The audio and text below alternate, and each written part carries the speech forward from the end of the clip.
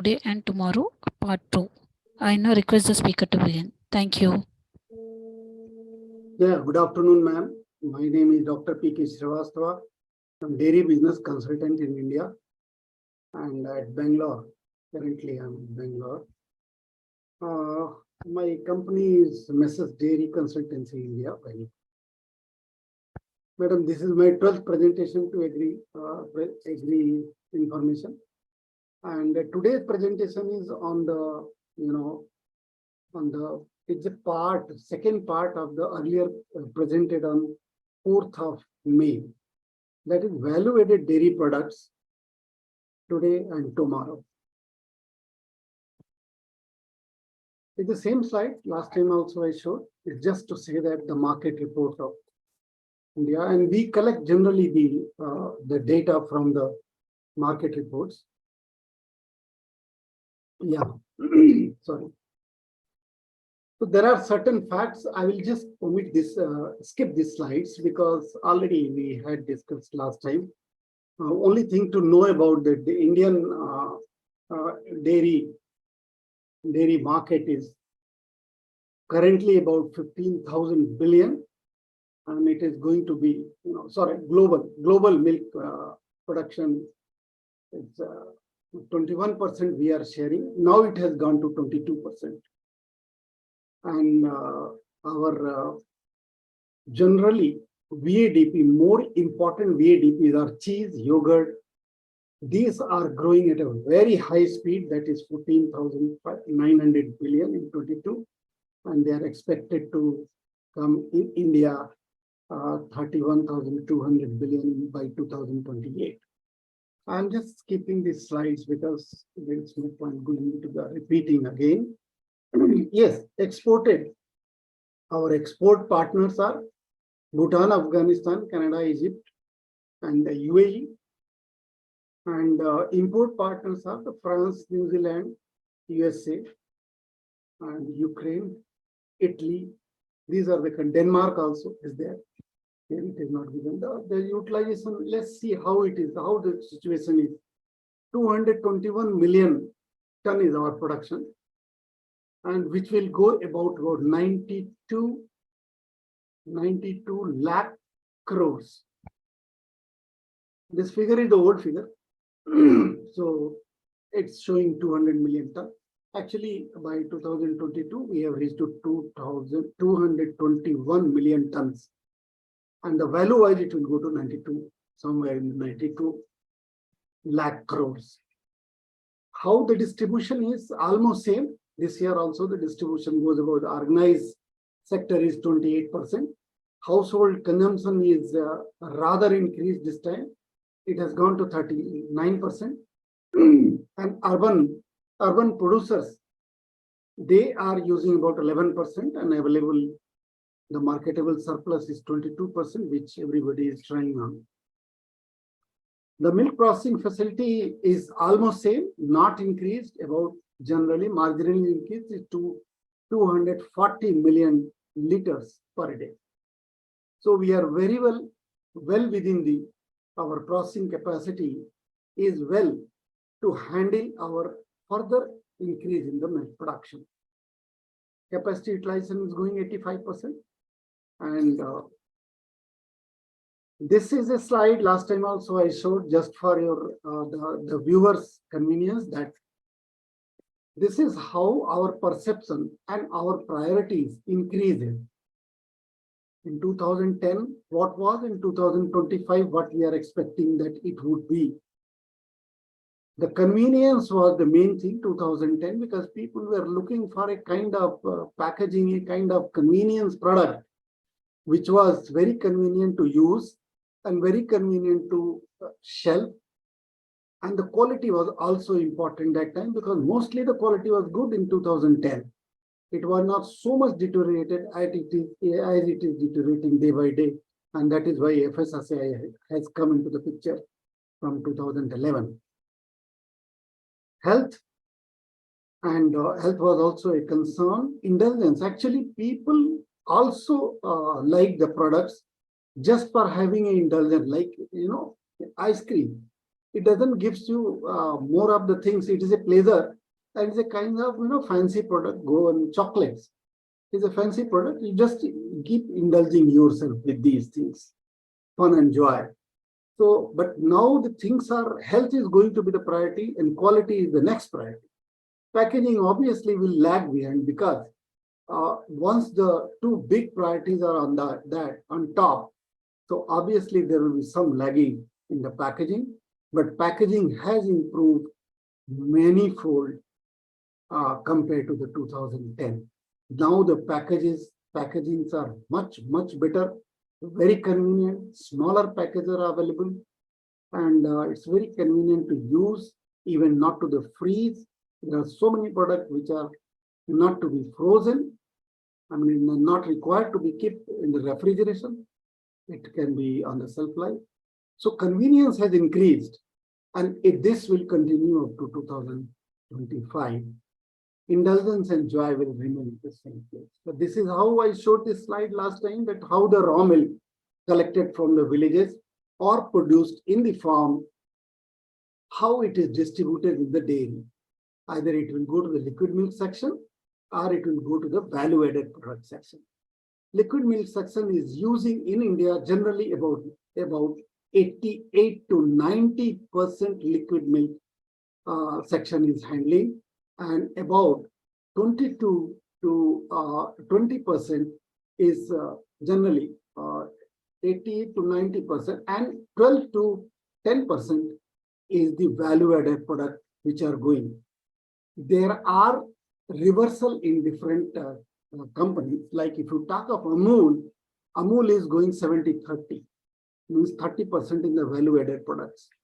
Like if you talk of any private company like Heritage in the South India, so the Heritage is going about 80-20. So you will see these variations in many of the companies in a different way. Which company is more comfortable with the value-added product, they goes with the value-added product. If you talk of the Britannia and Godrej, they are 20-80. Britannia is not into the liquid milk. So whatever the product they are manufacturing, it is going to the value-added dairy product. Similarly,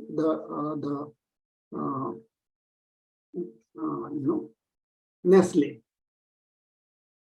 not the Godrej, Nestle. Yeah. This slide explained last time also. It's important to know that when we go to the value-added product, how much is our recovery? How much milk is required to produce 1 liter of ghee? How much milk is required to produce 1 kg of the milk powder? So all these things are given in this slide. You can refer this slide.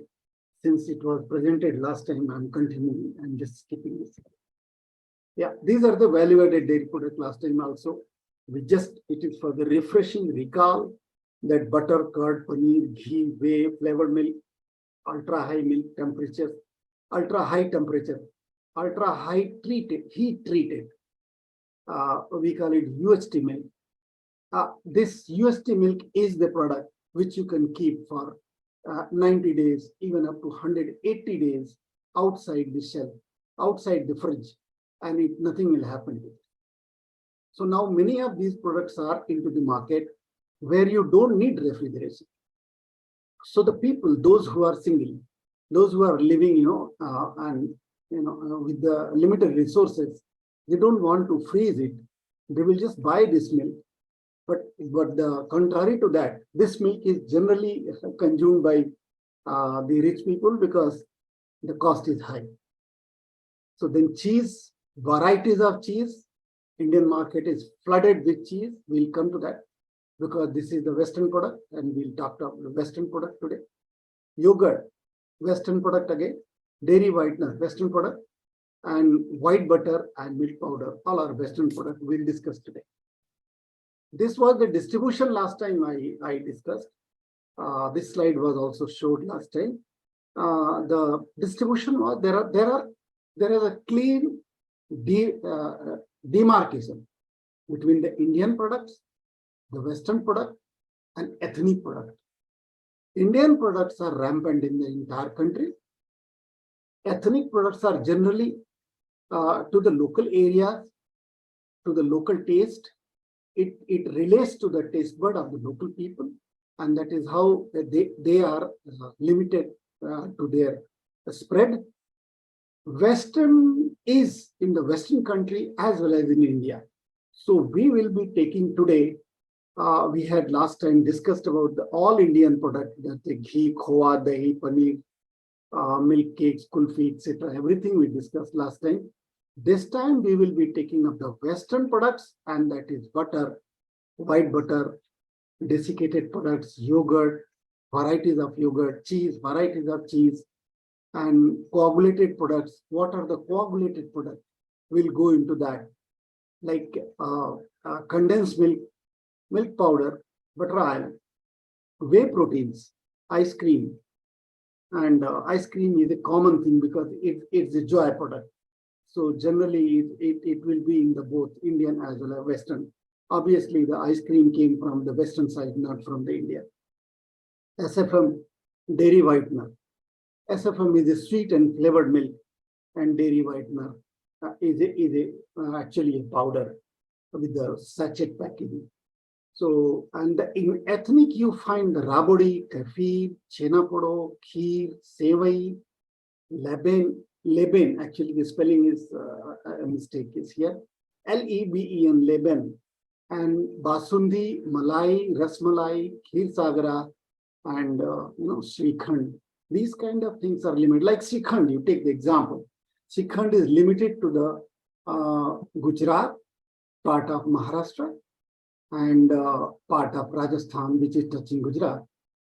When you go to the chenapodo, this is a product of Orissa, and you will find in some part in West Bengal or something like that. So like that, these are the ethnic product, and they will be a regional kind of product. In part 1, part 2, there is a slight difference. That part 1 we discuss about the Indian VADP. Now we are going to discuss the Western and ethnic VADP. We'll try to give market share because the Western products market shares are generally not available. Wherever it is available, we have tried to put the information into that.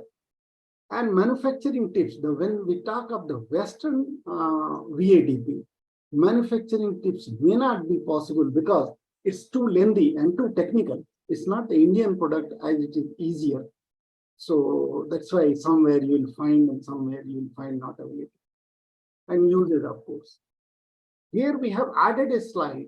Let us, since it is a Western product, let's see that what are the imports and exports of the dairy products. So when we are talking of the imports, what we are importing is butter oil, whey products, cheese, and milk powders. This is what we are importing. And you will be, maybe it will be information to many of you, those who are going through with this video or present in this meeting. They will understand the entire world industry, dairy industry, work on 2 products. One is the butter oil and another is the milk powder. These are the 2 products which control the entire economy of dairy business in the world. So this is how you will find that we are also exporting the milk powders, but at the same time we are importing most of the milk powder if required. India is very less into the dairy export. India is mostly into the dairy import. India is mostly into the dairy export. So these are the products we are importing, and these are the products like SMP, WMP, casein, and ghee. Ghee is a new additional product which has come into the exports. There is a very, very high demand in from the Western countries, developed countries, and that is how, if we talk of the export of 2022, 40% export is of ghee. So this is how ghee is taking part, because probably everybody has understood in the Western countries earlier, the clarified butter was not much in use. Now they have understood that clarified butter, which is ghee, which is very commonly used in India as a cooking product, as well as a decorating product, as well as for the sweets and so many items. It is good for the health, and probably that could be the reason. I don't know.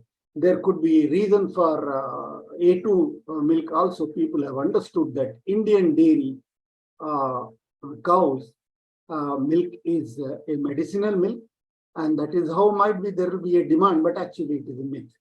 It is a wrong conception, very wrong conception, because A2 is to do with the protein, not with the fat, and ghee is 99.9% fat. There is no protein in it. But anyway, the current year 22, which the record is available, 40% export is ghee only. Which are the countries? We are import countries are China, Russia. We are getting from China, Russia, Denmark, Nepal, USA, France, Netherlands, as just now I discussed. And where we are exporting is the Bangladesh, Bahrain, UAE, Pakistan, Nepal, Bhutan. These are the countries. So here also it is highlighted the ghee is the share of 40% ghee is the major. For the import, the major is obviously powder and butter oil. Though we have written not available, but actually 80% of our imports are butter oil and milk powders. Value is given, and you see our export value and import value can be compared. Now the export value is $471 million, while the import value is too less. Import value is $38.86 million. So as I was mentioning, we are mostly into export, not into the imports. Right? We start with the butter oil. Butter oil is actually a kind of ghee, where still the clarification has not happened completely. So it has a little bit of, it has a little bit of protein in it, and it has a little bit of scum. So these two things makes it a little different from the ghee. And ghee has the granules, butter oil will not have granules. And the procedure we have given that the butter oil is, you can simply take the butter, a hard butter means refrigerated butter, cut into the pieces, dump into the vertical butter melter. Melter is a kind of chamber, which is a double chamber. So inside there is a flow of steam and hot water. So with that, we can control the temperature of the melter to put the melter into that. And subsequently, molten butter is allowed to go by tipping tank. So, and then finally, it is melt separated into the oil and serum. So the serum part is a protein part. So oil, whatever fat we are going to separate is going to be the butter oil. And the oil flows into the float controlled by the balance and all those things. This is a procedure we have highlighted, how it is prepared. While in ghee, it is very simple. You take the cream, melt the cream, and finally you churn the cream. So you get the butter. That is called the white butter. And that white butter is called the cottage butter as well. And that white butter you put into the for heating, and finally you get the 3 layers.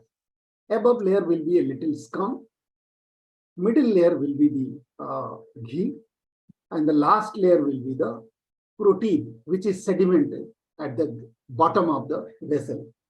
So here also you get 3 layers, because all the same things are here also, because butter has some kind of protein. Butter has some kind of moisture. Butter has some kind of organism as well. Butter has some kind of chemicals as well.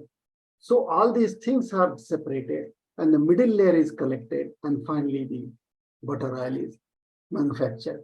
And this butter oil can be stored for longer period.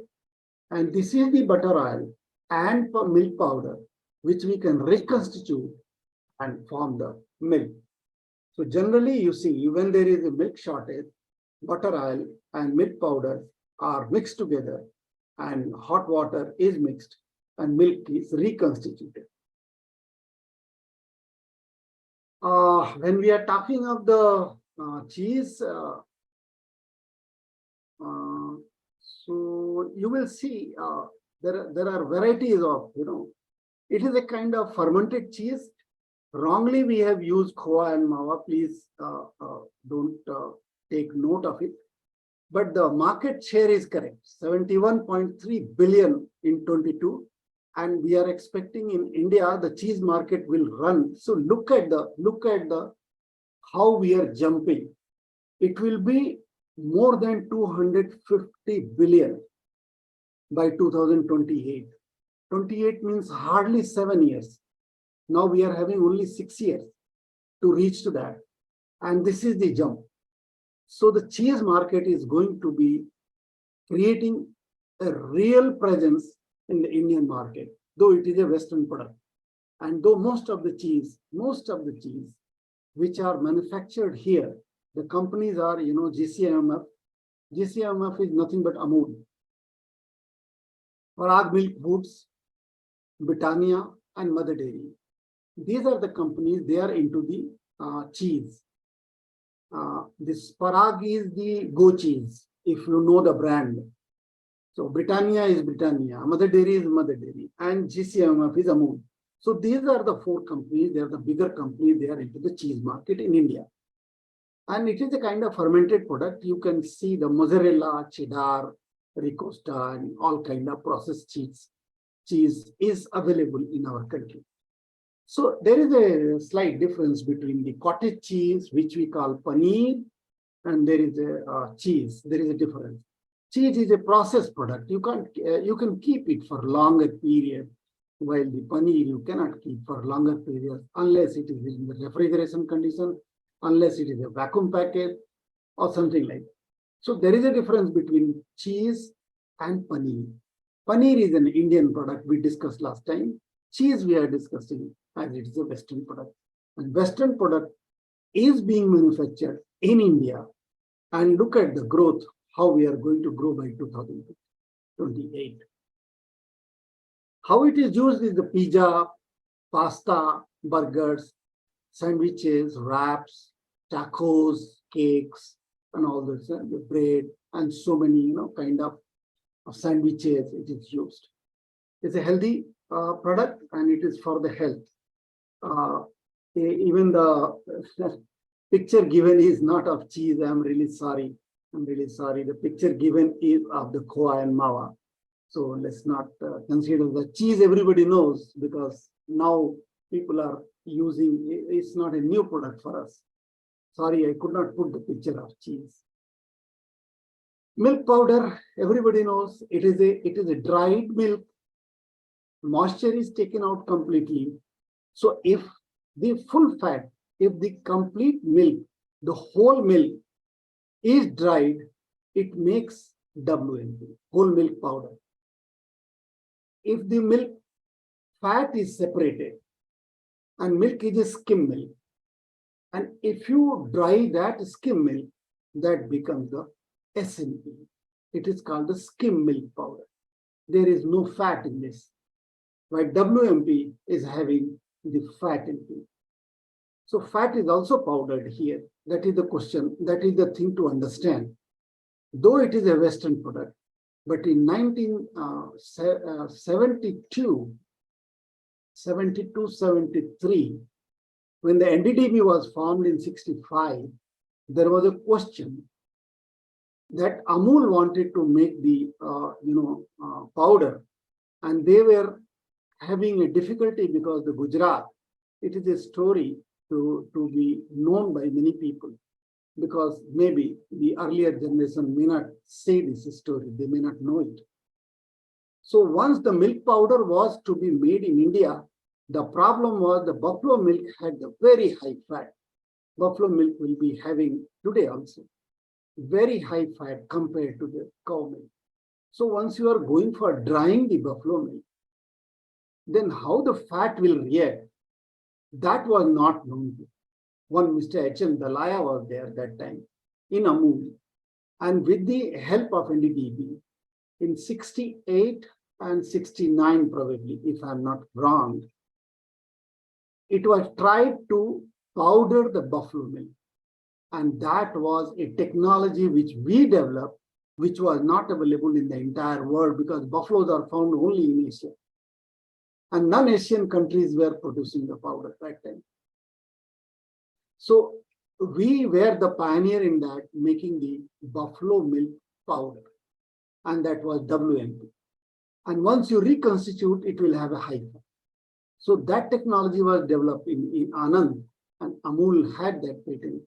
And now cow milk, there is no problem because cow milk powder technology was available in the Western country, and we borrowed that and we did that, not a problem. So look at the 97% is the total solid, and 3% only the moisture. And once you are having the powder, you can do n number of products. All dairy products you can manufacture if you are having powder.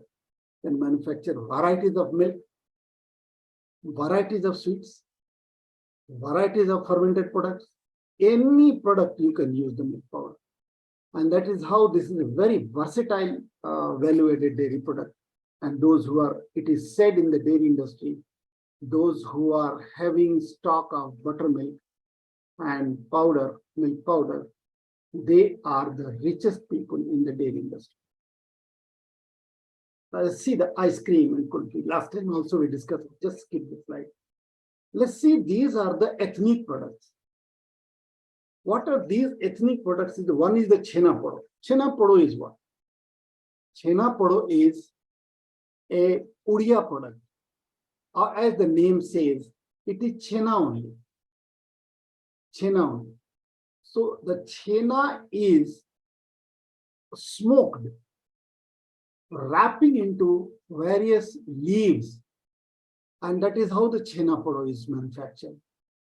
It is juicy inside, dry outside, smoke figures will be there on outside, and this is a very, very light product from Odisha, and it is found in the Orissa, in the part of the Andhra, and in West Bengal, and part of Bihar. This product is found. Now, even in Bangalore, it is chena podo is available. I believe in the entire country now, chena podo must have been reached. Rabodi. Rabodi is a special product of Rajasthan. What they do, they take the millets and grind it millet. Millet is ground, and then the milk is condensed, and they mix together. That becomes the rabodi. Rabodi is a usual drink in the western Rajasthan, part of Gujarat, wherever there is a dry area, there is a less rain-fed area. Rabodi is very famous thing. It is having a very high energy strength, and that is why rabodi is generally utilized in the Bikaner, Jaisalmer, those areas, and Rajasthan, Rajkot, Gujarat, Rajkot area. So this is an ethnic product, rabodi. Kheer, we all know what is kheer and sevai. I have not put the picture of sevai. We know that sevai is what? Whenever there is a Eid, sevai is prepared in entire country. It is actually vermicelli put into the milk and condensed and sweetened. So this is how it the sevai. And once the rice grains broken and then put into the milk and condensed and sweetened, added with the lot of the dry fruits, it becomes the kheer. Leban, I have written over here. Actually, the Leban is the name, but this is the product of African country. Especially the Leban is the product of the Western African country. It is nothing. It is actually whatever we take as a buttermilk that we discussed last time, which is a product of curd. This is a product of sometime in some countries, it is a product of the yogurt diluted into, and it is a product of the fermented like curd as we use. There is a difference between yogurt and curd. We will discuss that. But this is a replica of buttermilk what we use in India. In Western Africa, in Mali, I have personal experience of Mali. What they use it, they put some kind of millet broken part, crushed millet part. They will soak the millet, they will crush the millet and put into this, and they will make it, they will call it labon. That is how there is a Leban and labon, there is a mild difference, slight difference. Similarly, Srikhand, many people must have tasted the Srikhand. Srikhand is again a curd-based product. And it is found in the Gujarat, part of Maharashtra, and now whole of the country get Srikhand because Amul is manufacturing Srikhand, Mother Dairy is manufacturing Srikhand. So it is available in that country. Rasmalai, everybody knows, it is a Chena product. Put the ball and then finally it is unfried Chena and used into the milk, condensed and sweetened and decorated. Similarly, the Rasgulla and Gulab Jamun, Gulab Jamun is the product of the milk powder, while Rasgulla is the product of the Chena. Milk converted into Chena. Chena, what we discussed last time, Khoa, Chena, Barfi, all those things we discussed last time, Indian products. This is Indian product only. But why we are taking over here? Because the powder, the one is made of the powder and one is made of the Chena. This is ethnic product because Rasgulla is very famous in some part of the country. Bikaner Rasgulla is famous as well as the Rasgulla in Kolkata, West Bengal, Assam, all these areas, the Chena Rasgulla is very famous. Gulab Jamun is mostly famous in the northern India. South India, generally these sweets are not very famous. Kefir is a very unique product. This is a kind of, some bacteria mixed with the yeast. The fermentation is done and the kefir is found. It is a kind of crystal. That crystal ferments the milk. So kefir, you will find the milk kefir, coconut kefir, water kefir, curd kefir, yogurt kefir, any kind of kefir you find. Kefir is actually the crystal which will go and ferment it. The whatever you use yogurt, you use milk, you use curd, whatever you use, it will ferment that. So these are the products. It's a very ethnic product, very limited area. We are growing by 3% in the country. Even in the West, even in the world also, it is growing 2.9%, not more than that. So India is not behind. We are also using kefir, but very less. You will find in the market kefir very less. World global market share is 1130 million US dollar. It is in 2021-22. Sorry, it is written 4. Sorry, really sorry. There are some mistakes in the slides. Yeah, the total solid depends. You are making kefir out of water, out of milk, out of curd, out of yogurt. It depends on that. So this is how. Now we have come to the yogurt. Let's understand what is the difference between curd and yogurt. Everybody I want yogurt. What is that? And what is the curd? And why not curd? Why yogurt?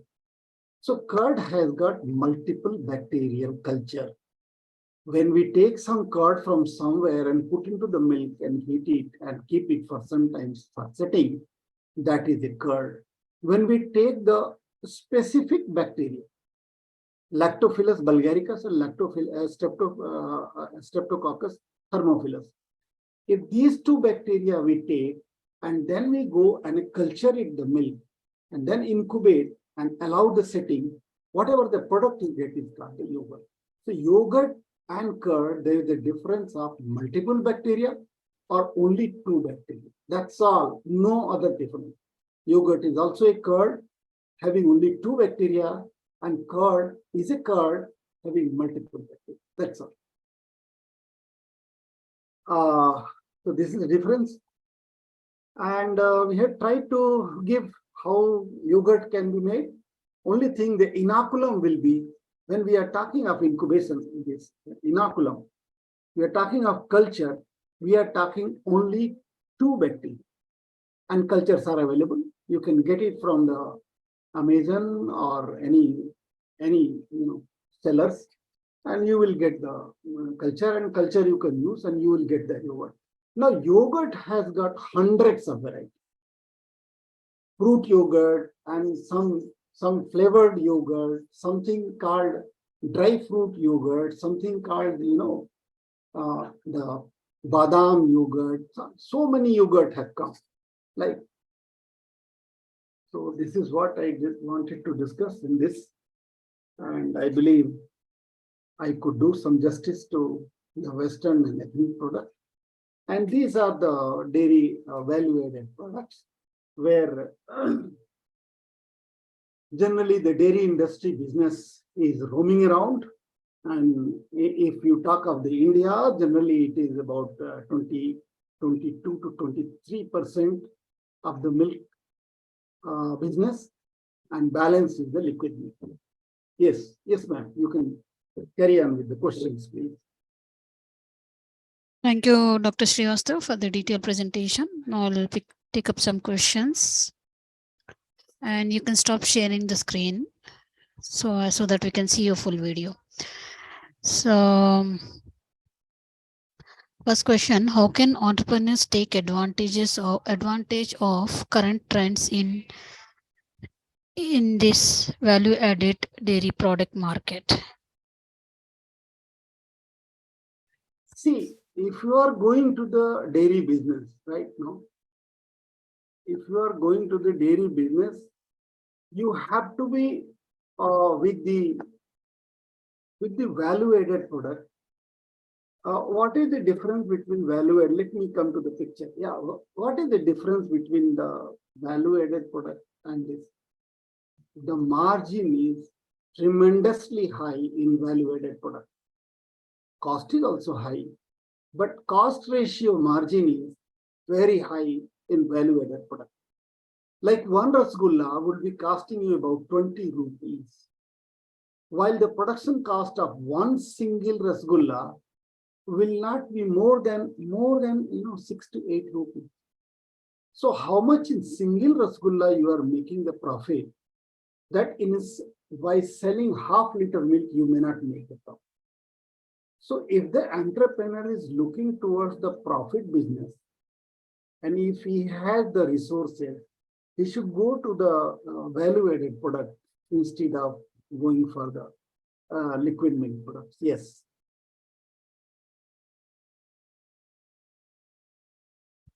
This is how it makes the difference. Okay. Next question. What are some promising innovative ideas in the value-added dairy product industry for startups? Now, all the dairy industry people are getting mad.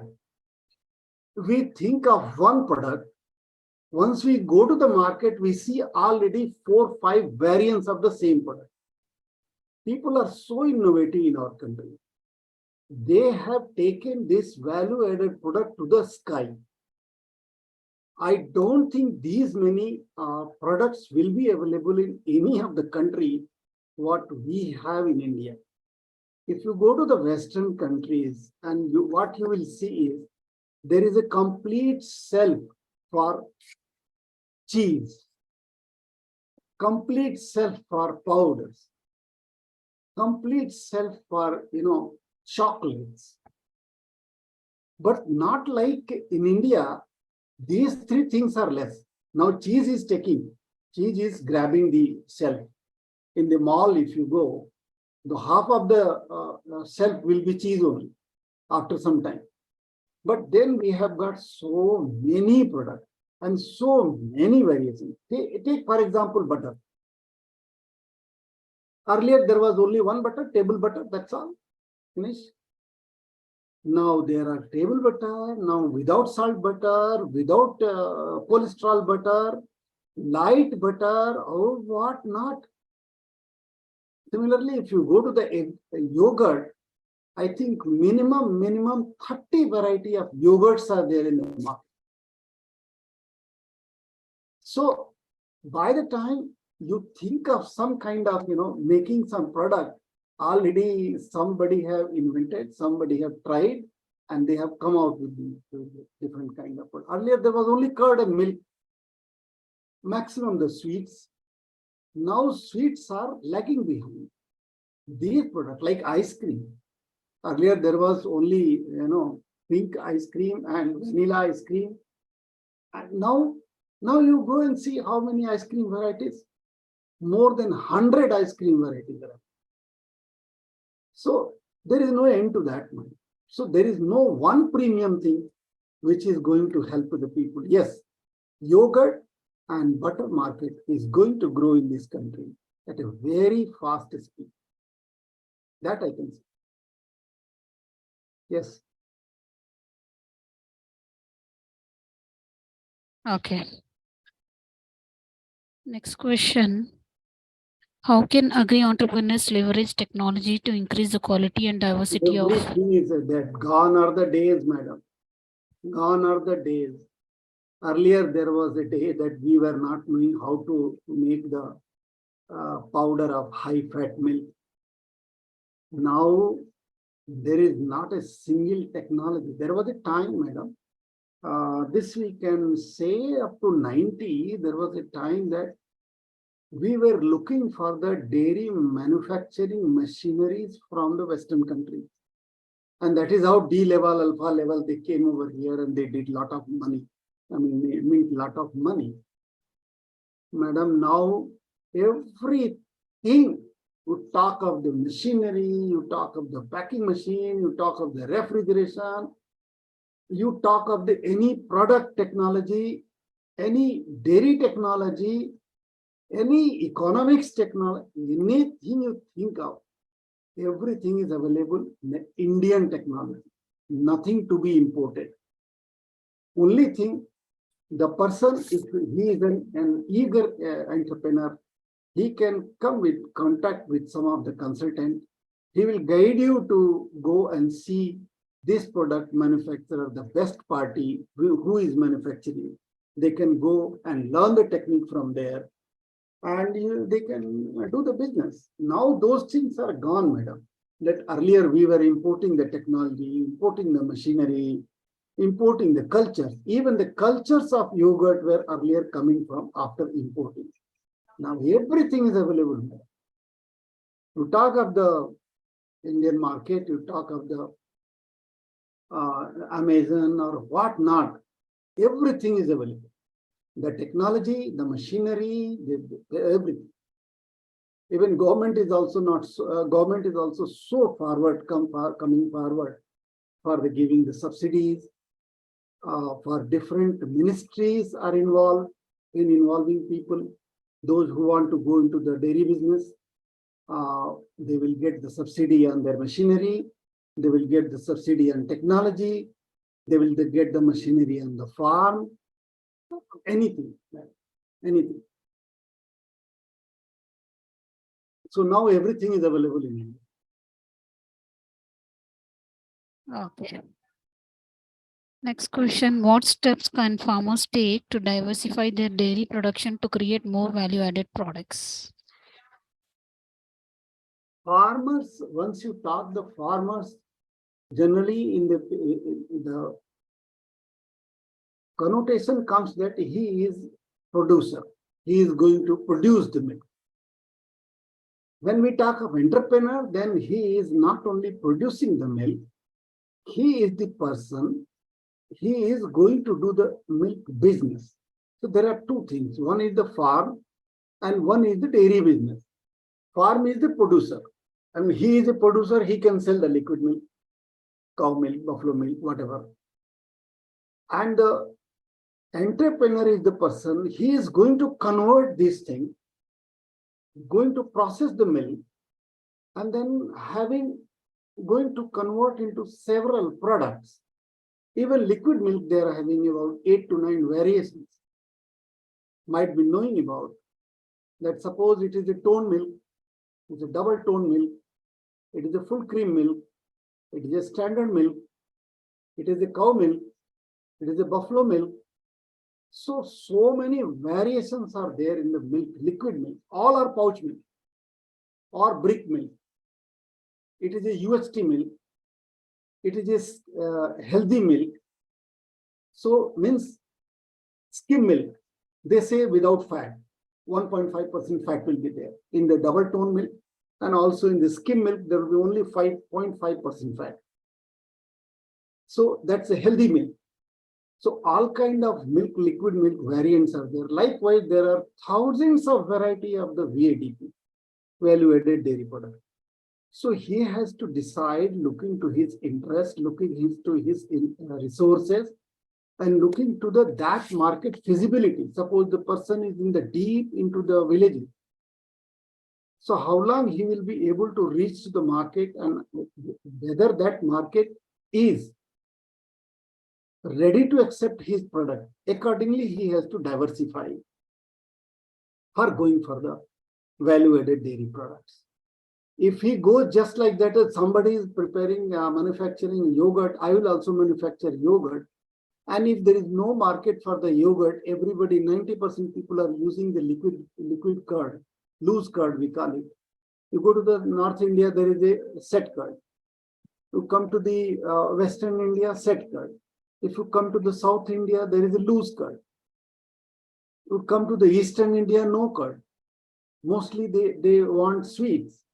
So where you are, which area, which market to cater, what is the market demand, those things you have to study and then only go into this. And that is why the consultants are required. Yeah. Okay.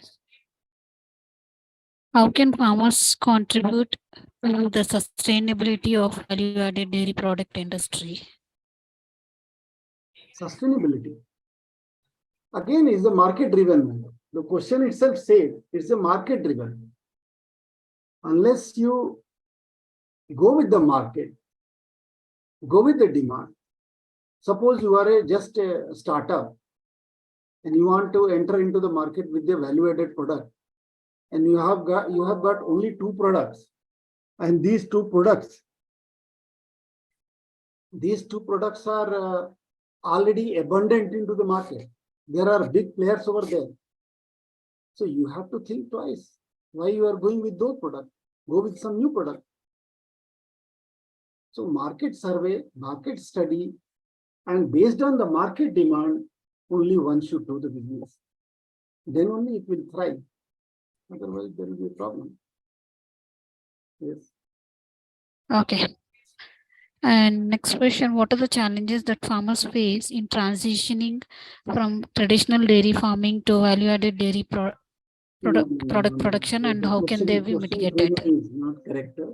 I will say like that. I will reframe the question. How the liquid milk entrepreneur, if you want to transform into value-added product, then what precautions he should take? This question can be raised, because farmer never goes into the value-added product. So there is no question of farmer transforming into the value-added product. Farmer generally nowadays, there is one possibility, hardly less than 2% possibility, that farmer will also enter into the value-added product. How they will add it is like, they will say this is the unprocessed, fresh milk, untouched milk, direct from udder, and directly being supplied to. So from the Indian cow or Western cow, whatever they want to write like that. And he can charge, like Akshay Kalpa is charging about 98 rupees a liter, while Nandini is selling 44 rupees a liter. So there is a difference. So that a farmer can do, many people are doing. Many, startups have started doing that. They are not processing, not doing anything. They are not touching the milk, not taking out, not giving inside the milk anything. And they are making it a product and charging very high. They are charging about 90 rupees from the liter. And people are buying. So that is one that farmer can transform into the value of the food. The second part is the entrepreneur already into the liquid milk and he want to transform it into value-added product. The major expenditure for this is of technology and the plants. Lakhs and lakhs of rupee plants he has to put before going into the manufacturing at the larger scale. Like, for example, suppose a person is want to go for the Khoa plant, curd plant. He want to go and manufacture a lot of Khoa and Khoa based sweets. He want to come into the market.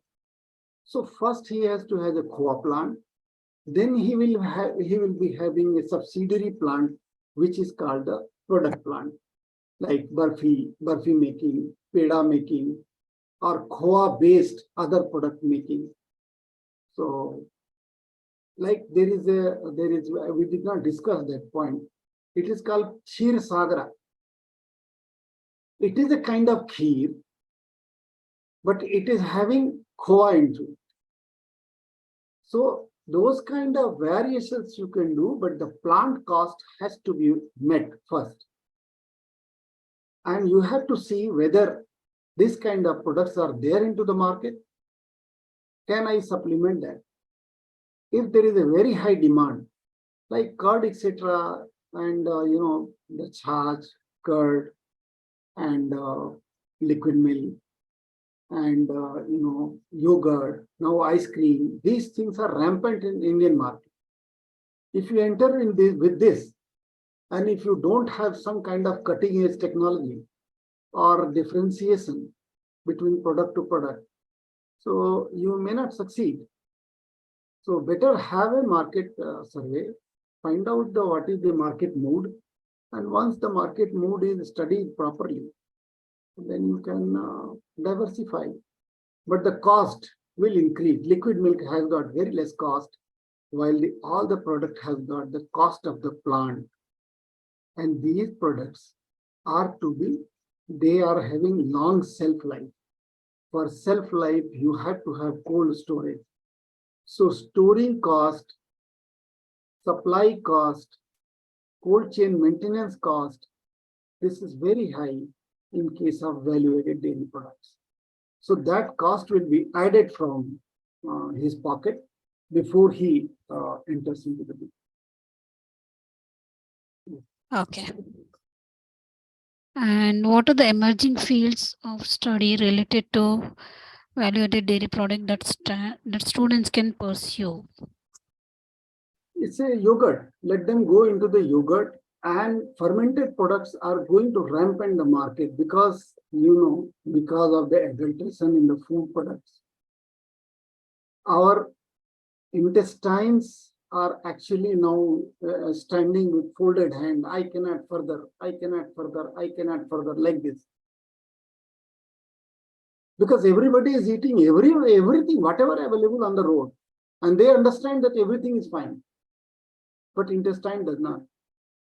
So ultimately, what is going to happen that those who were not having staple food as a curd as a staple food, except the South Indians, they will have to have fermented product as a staple food. Now, even the ORS, it will be a news to many people. The ORS, which the country propagated like, it is a kind of dehydration remedy. You can use the ORS solution and fight with the dehydration in case of diarrhea or any other dehydration. Suppose you are coming from deep, very hard sun, so you need some kind of rehydration. So only water will not do because the minerals have also gone. So ORS was propagated. Even the yogurt is available, ORS based yogurt is available. You can keep in the fridge. It is tasty and many flavors. I mean, at least 20 flavor I know.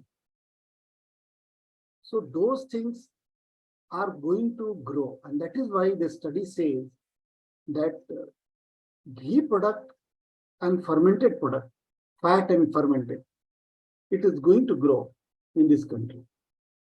An example is that 40% our export is of ghee. So you can think on that. So these are the products which are going to lead the market. Okay. Now we have just If there are no questions, let us close it. Last question. How important is understanding consumer behavior for students interested in this industry? What is it? Repeat that. Consumer behavior. How important is understanding consumer behavior for students interested in the value-added dairy product industry? Student will not be interested, but yes, if he is a dairy science student, he want to enter into the dairy business, he will be interested. But repeatedly I have been replied, unless you study the market, and consumer behavior is one of the major part of the study the market. When you go for survey, market survey, you study the consumer behavior only. That this consumer, what they want, which are the products they want to stick to, which are the products they are consuming in bulk, which are the products they are consuming rarely sometime. So as a taste product.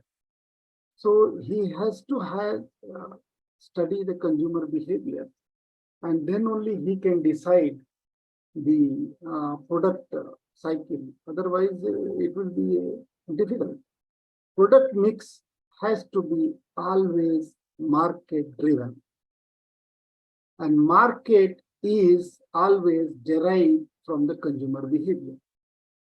So once you are able to study the consumer behavior, you will be able to estimate that what is the consumption of particular product. Once you know what is the consumption of particular product, then you can think that how much already it is being supplied and what is the gap where I can chip in. So this is how generally the business is planned. Okay. Okay, Dr. Shrivastava, I don't see any more questions from our participants. So now we have come to end of question round. On behalf of agricultureinformation.com, we'd like to thank you for the detailed presentation, answering all the questions in depth. And we also like to thank all the participants for joining this meeting. The meeting will now be closed. Thank you. Thank you very much. Thank you.